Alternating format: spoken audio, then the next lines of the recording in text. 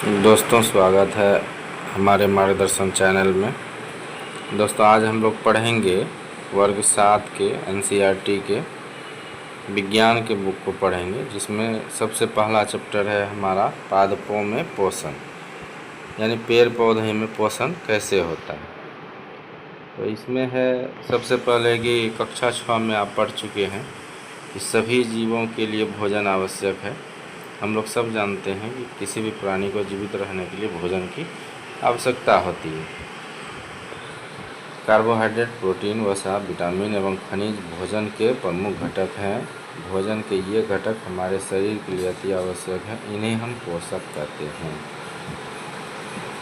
वैसा भोजन जिसमें कार्बोहाइड्रेट, प्रोटीन, वसा, विटामिन, खनिज इत्यादि पाए जाते हैं, उन्हें हम पोषक कहते हैं। सभी जीवों को भोजन की आवश्यकता होती है। पादप यानी पौधे स्वयं के लिए भोजन बना सकते हैं, परंतु मानव सहित कोई भी प्राणी अपना भोजन स्वयं नहीं बना सकता। वे पादपों का आहार ग्रहण करने वाले जंतुओं से अपना भोजन प्राप्त करते हैं। अतः मानव तथा अन्य प्राणी प्रत्यक्ष और परोक्ष रूप से पादपों पर निर्भर करते हैं, यानी पेड़ पौधे पर निर्भर करते हैं। बूझो जानना चाहता है कि पादप अपना भोजन किस प्रकार बनाते हैं। तो पादप में पोषण विधि, यानी पेड़ पौधे अपना भोजन कैसे बनाते हैं। केवल पादप ही ऐसे जीव हैं जो जल, कार्बन डाइऑक्साइड एवं खनिज की सहायता से अपना भोजन बना सकते हैं। ये सभी पदार्थ उनके परिवेश में उपलब्ध होते हैं।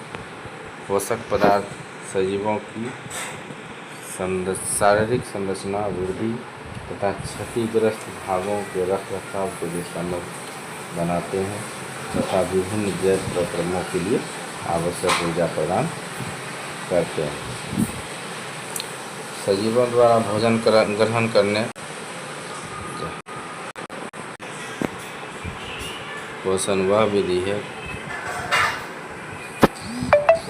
विधि है जिसमें जीव अपना भोजन स्वयं संश्लेषित करते हैं, उसे हम स्वपोषी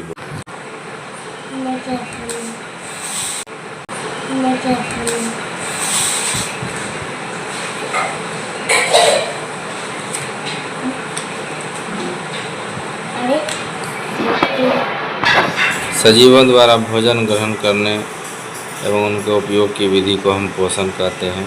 पोषण वह विधि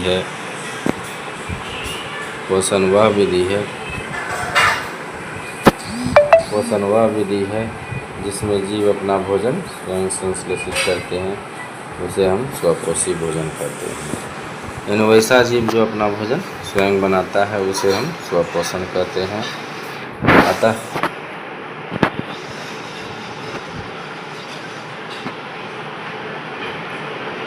अतः ऐसे पादपों को स्वपोषी कहते हैं।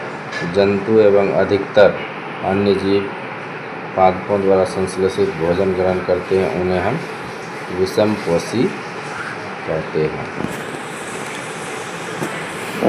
पहली जानना चाहती है, पादप की तरह हमारा शरीर भी कार्बन डाइऑक्साइड, जल एवं खनिज लवण से अपना भोजन स्वयं क्यों नहीं बना सकते। अब हम पूछ सकते हैं कि पादपों की खाद्य फैक्ट्रिया कहाँ स्थित है। क्या भोजन पादप के सभी भागों में निर्मित होता है अथवा केवल कुछ विशेष भागों में। पादप अपने परिवेश से कच्ची सामग्री किस प्रकार प्राप्त करते हैं। खाद्य फैक्ट्रियों तक इनका स्थानांतरण किस प्रकार होता है। प्रकाश संश्लेषण, पादप में खाद्य संश्लेषण का प्रक्रम, यानी प्रकाश संश्लेषण क्रिया द्वारा पेड़ पौधे अपना भोजन तैयार करते हैं।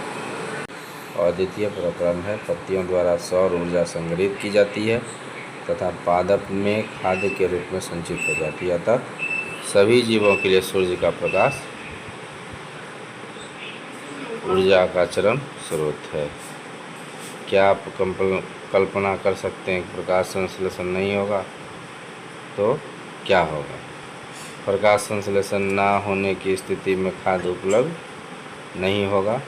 सभी जीवों का अस्तित्व प्रत्यक्ष अथवा परोक्ष रूप से पादपों द्वारा निर्मित भोजन पर निर्भर करता है। इसके अतिरिक्त सभी जीवों के लिए परम आवश्यक ऑक्सीजन का भी प्रकाश संश्लेषण के दौरान निर्मित होती है।